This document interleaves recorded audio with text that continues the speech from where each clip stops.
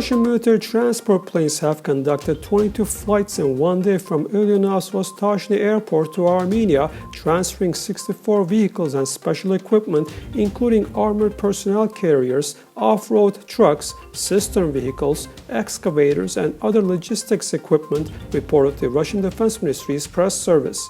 After the unloading, respective convoys will be formed to cross into Nagorno-Karabakh, and military helicopters will protect from the air the route of this convoy. Russian President Vladimir Putin, in turn, noted that the agreements on the Nagorno-Karabakh conflict are observed and that this creates conditions for a settlement of the conflict on the fair ground.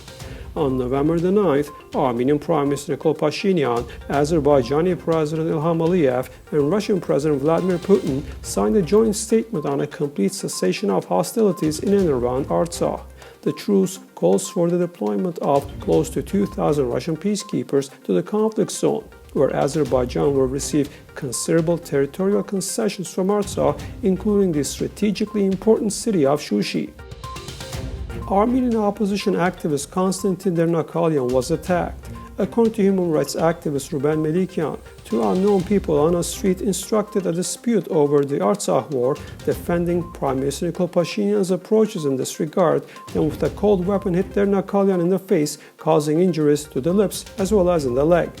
The incident followed a Facebook post of the Prime Minister, and which became a cause of serious dissatisfaction in political and public circles, and was characterized by many, including the human rights defender, as a call for civil clashes. The MPs of the opposition Prosperous Armenia and Bright Armenia factions on Tuesday boycotted the current agenda of the National Assembly, the NA, and demonstratively left the NA sessions hall. Before that, they insisted that at present there should be only one matter on the parliament agenda, the resignation of Prime Minister Nikol Pashinyan. To note, there are two matters on the current NA agenda, and one of them is the draft budget for 2021. President of Azerbaijan Ilham Aliyev says the possibility of a special status for Nagorno-Karabakh is unacceptable for Azerbaijan.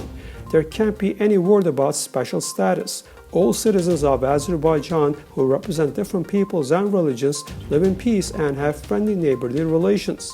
The Armenian people will also live in these conditions, Aliyev said. To note, he and his wife visited the Fizuli region.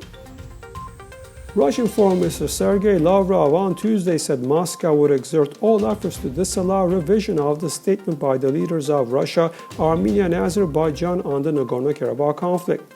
We don't see attempts to revise or rewrite the issued statement for the time being. We will do everything possible to make sure such attempts fail, Lavrov said during a press conference, RIA Novosti reported. In the presence of Russian peacekeepers and the International Committee of the Red Cross, the ICRC, the parties to the Nagorno-Karabakh conflict began retrieving the bodies of the dead and exchanging them, ICRC President Peter Maurer told RIA Novosti. He added that according to his latest information, the parties have already exchanged 200 bodies and the respective effort will continue. Maurer also noted that the ICRC's priorities are assisting displaced people in the region, searching for the bodies of the casualties, and visiting the POWs in preparation for possible negotiations and exchanges. The United States and France want more clarity from Russia on the terms of a complete cessation of hostilities in and around Nagorno-Karabakh, as well as on Turkey's role in the respective agreements. Senior officials of the U.S. Department of State told journalists about this at a briefing, whose transcript has been posted on the State Department website.